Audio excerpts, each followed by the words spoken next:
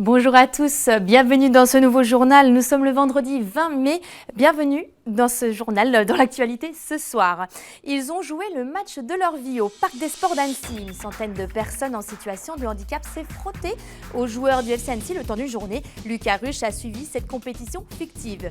Et puis direction la Combe de Savoie, la rencontre de Fibrétique, un collectif éco-responsable qui recycle les matériaux obsolètes pour fabriquer de nouveaux sacs. Il emploie des personnes isolées et nous découvrirons comment ils reprennent pied dans la vie active.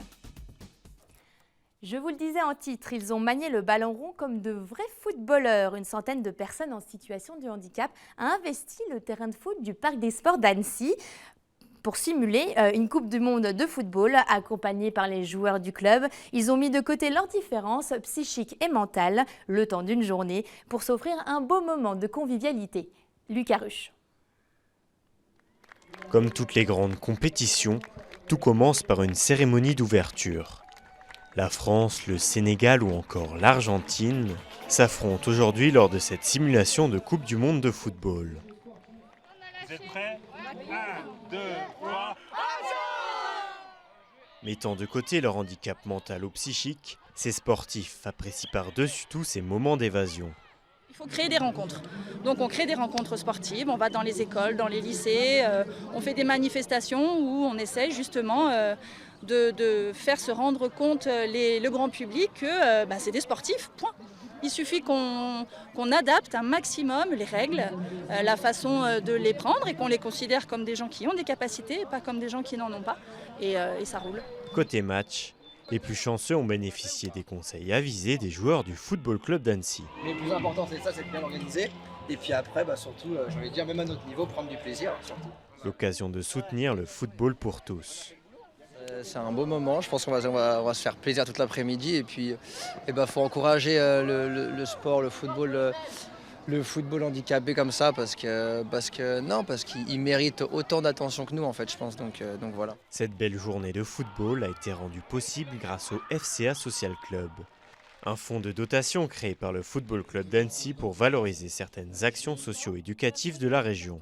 Un fonds de dotation comme le nôtre, avec le rayonnement qu'on a sur ce territoire, avec également tous les partenaires qui nous suivent, ça offre une visibilité à ceux qui sont parfois oubliés, en effet. Les laisser pour compte, souvent. Nous, on les accompagne. Au terme de la journée, aucune équipe n'a été désignée vainqueur. Mais d'après les visages des participants, le sourire et la joie semblent être les grands gagnants.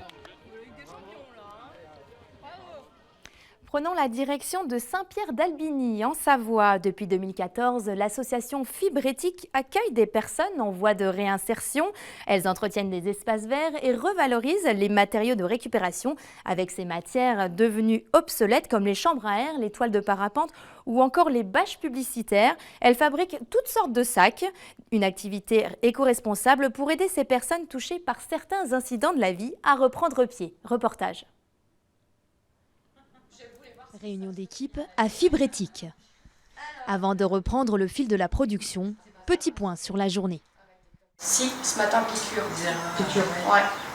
Moi aussi. Pour l'instant, tu attends. Dans cet atelier, ces femmes fabriquent des sacs éco-responsables à partir de matériaux devenus obsolètes. Une mission qui demande de la précision et de la concentration. Je lui appuie un petit peu. Si tu lui demandes à lui de venir comme ça, il viendra plus bon abord. Longtemps isolée par les incidents de la vie, elle retrouve du lien social, un rythme et des objectifs quotidiens. Zéra n'avait pas connu ça depuis 9 ans. Ça fait du bien de rencontrer des gens, d'avoir des collègues, de pouvoir parler. C'est vrai que c'est bien, hein. Franchement c'est bien, parce qu'à la maison on fait rien, quoi, en fait. On a une vie, quoi, en fait, une vie sociale. Dans 6 mois, elle va entamer une formation dans l'accompagnement éducatif, un projet encore à l'état de songe, jusqu'à sa rencontre avec Fibrétique, car ici, on ne forme pas de futures couturières, enfin, pas toujours. Évidemment, il faut qu'elles soient formées pour qu'elles puissent sortir des produits vendables pendant leur parcours chez nous. Mais en fait, l'idée, c'est de travailler d'autres compétences, voilà, ce qu'on appelle les compétences transversales. Donc nous, on va être sur la patience, sur la dextérité, sur la qualité des produits. Car ces compétences ne sont qu'un prétexte pour les remettre sur les rails. L'objectif à l'issue des 2 ans de formation, c'est de trouver leur voie professionnelle. Morena. Vas-y, assieds-toi. Avant d'arriver chez Fibrétique, Morena cumulait les petits boulots pour élever seule ses 3 enfants. Et sans cette parenthèse salariée, impossible de suivre une formation de nourrice. Est-ce que tu as pu avoir la date de la formation? La formation, alors j'ai eu l'entretien avec la puéricultrice. Ouais. Avec 3 enfants, on ne peut pas se permettre de ne pas avoir de salaire. Donc, plus les heures de formation, j'aurais peut-être pas fait. C'est aussi des gens qui pour beaucoup, ont vécu des échecs successifs, autant dans leur vie pro que dans leur vie personnelle. Et quand on a le cercle vicieux de l'échec, on a l'impression qu'on va y aller tout le temps. Donc en fait, le but ici, c'est de transformer le cercle vicieux en cercle vertueux. Depuis sa création, un peu plus de 200 personnes sont passées par Fibrétique et les 3/4 d'entre elles ont retrouvé un emploi ou une formation à l'issue de leur mission. Place à notre chronique cuisine à présent avec Sébastien Germain et Fenouil. Après le pesto d'épinards le mois dernier, il vous propose une nouvelle idée de recette, très facile à faire chez soi, le steak végétal de betterave. Regardez.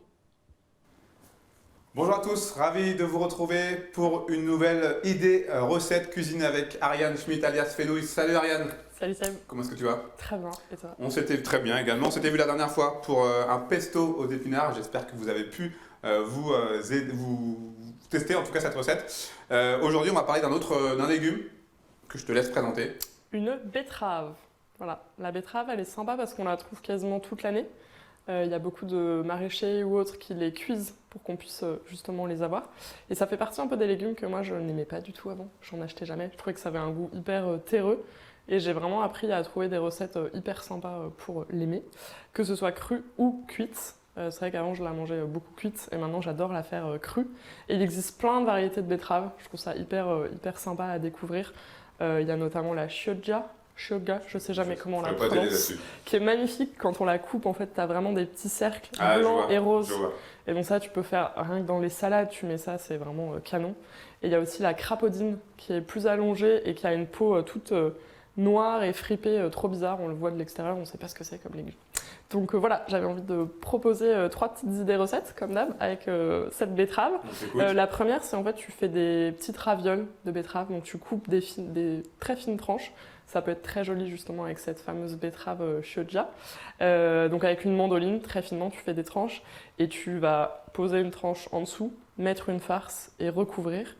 Et donc cette farce, tu peux mettre, je sais pas, du fromage frais, des petites herbes, du poivre de Sichuan, ce genre de choses. C'est assez sympa et visuellement, c'est vraiment joli. La deuxième recette qu'on va faire aujourd'hui, ce sont les steaks végétariens. Donc ça, c'est un truc assez facile aussi à faire. Et la troisième, qui peut être sympa aussi pour l'été, c'est une salade. Moi, je mets souvent du radis noir, de la betterave, des carottes. Comme ça fait un petit mélange de couleurs sympa que je râpe avec ma grosse râpe, là, un peu grossière. Et je mets du vinaigre de framboise, parce que ça contrebalance bien, ça s'associe hyper bien avec la betterave. Et des petites graines pour donner un peu de croquant. D'accord. Voilà. Donc tu m'as dit aujourd'hui steak de betterave. Exactement. Les ingrédients, on a donc du paprika fumé. Ouais, ou du za'atar. Dans lequel il y a du cumin. En fait, on peut mettre soit cumin, soit paprika fumé. Ça rappelle un peu le côté viande, barbecue, tout ça. Une gousse d'ail, un demi-oignon, un œuf, des flocons d'avoine, un petit peu de farine et un mixeur à la main. Petit hachoir, exactement. Donc je vais te laisser attaquer cette petite betterave. On va commencer, pour ceux qui nous avaient suivis la dernière fois, je vais essayer de ne pas casser exactement l'économe. Ce serait pas mal. Attends, j'ai oublié mon petit couteau. J'ai l'impression que j'ai un meilleur coup de main cette fois-ci. Ah, c'est peut-être que c'est moins difficile aussi d'éplucher une betterave qu'un céleri. J'avoue. Et tu m'as dit que tu avais testé cette recette. Oui, très facile. Aussi facile que lors de l'émission. Ça ravit petits et grands. Et si vous n'avez pas encore essayé, je vous conseille vivement. Top. Attends, pas très... Tuc. On trouve la couleur si particulière de la betterave. Tu vas en avoir plein les doigts. Donc là, il n'y a pas de solution miracle, malheureusement, à part mettre des gants pour éviter d'en avoir partout. Cette partie, Ouais, tu peux enlever un petit peu aussi. Donc moi, je mets de l'ail là au fond. Et on va commencer par mixer justement la betterave. Il faut qu'on fasse des plus petits morceaux. Tu peux la couper en 2. Et puis on va en mettre une moitié là-dedans. Après, je vais Je vais m'occuper de l'oignon aussi.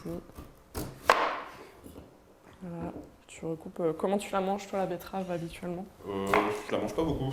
On va dire que c'est souvent en salade. Effectivement, j'aime bien en salade. Et cuite encore une fois? Ouais, encore plus qu'une fois. Cru, j'aime bien aussi.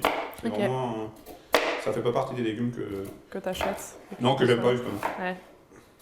Il y a des légumes que tu n'aimes pas? Oui, je vais pas être très original, hein, les choux de Bruxelles, c'est pas trop mon truc. Non, ça je pense que je suis pas... T'es pas le seul. Moi j'avais fait des trucs sympas avec les choux de Bruxelles une fois, là, parce que j'anime des ateliers justement autour de la créativité. Et j'avais eu l'idée de faire des genres de... pas d'arancini, mais de les faire paner. Les choux de Bruxelles, tu les fais cuire juste un petit peu. Tu fais une panure et tu fais une petite sauce au bleu. C'était super bon. Ouais, à partir du moment où tu fais de la panure, généralement ça arrive à faire passer le goût. Je te laisse faire ça. Et puis moi je vais râper, essayer d'avoir des mini bouffes. Ou tu veux qu'on fasse l'inverse? Bon, c'est bon.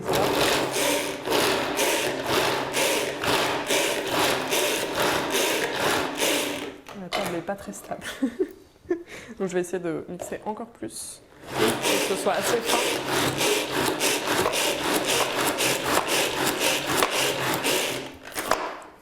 Tac. On pourra rajouter l'oignon. Je vais mettre un petit peu de flocons d'avoine. Et ça, c'est une recette qu'on peut faire aussi avec des betteraves cuites. D'accord. C'est ce que on peut acheter sous vide. Qu'on peut acheter sous vide. Exactement. Et tu peux aussi rajouter, par exemple, des haricots rouges qui vont donner de la texture et puis ça te fait un plat encore plus complet. Voilà. Et moi, j'aime bien faire ce genre de steak pour mettre dans des burgers. J'avoue que c'est sympa, les burgers végétariens. Et là, j'en avais pas aujourd'hui, mais je te disais aussi... tu peux rajouter des graines de tournesol par exemple. Ça donne un petit croquant à l'intérieur, c'est assez sympa. Rajoute un peu de... la farine, on verra après selon la texture. Je te laisse mettre soit du paprika, soit du za'atar, comme tu préfères. Bon, je vais tester les za'atar. Ouais. Au niveau de la quantité? Tu mets... ouais, encore un peu. Tu peux mettre le double de ça au moins. Voilà. Hop. On peut saler un petit peu. Donc là encore, c'est le dénominateur commun de cette chronique, c'est des recettes qui sont très très faciles à faire. Hop, je te laisse refermer, redonner un petit coup. Et moi je vais faire chauffer la poêle. Un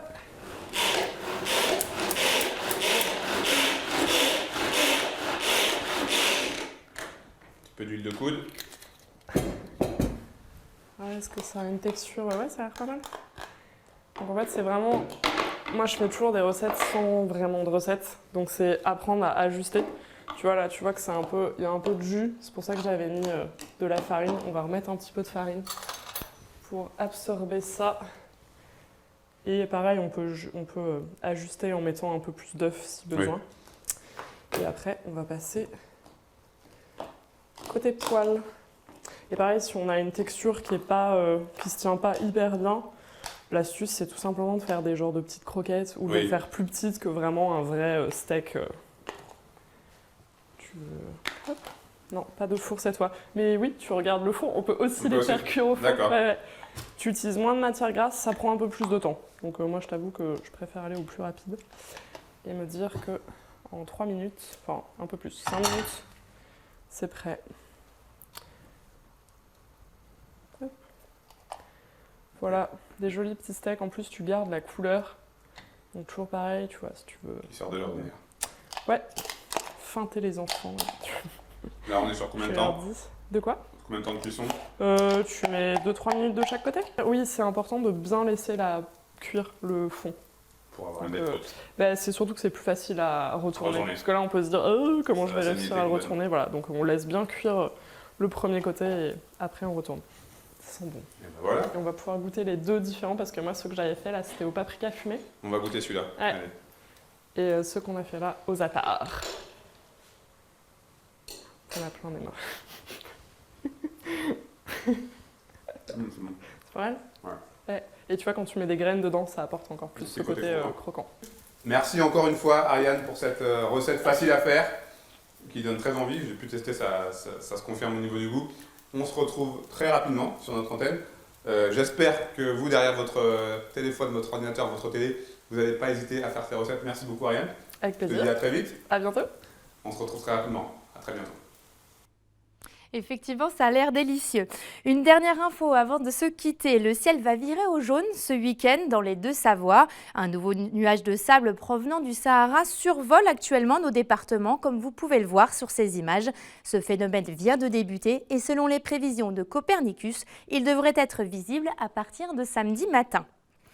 Et ce journal touche à sa fin. Merci à tous pour votre fidélité à 8 Mont-Blanc. Tout de suite, la météo de Thierry Paulme. Juste après, votre émission En tête à tête. Cette semaine, Victoria Lopez et Xavier Bouquet sont allés à la rencontre de Dalila Bellachia, la Coluchette d'Annemasse, si vous la connaissez. Comme Coluche, elle dédie sa vie aux plus démunis en distribuant des repas gratuits à ceux qui sont dans le besoin.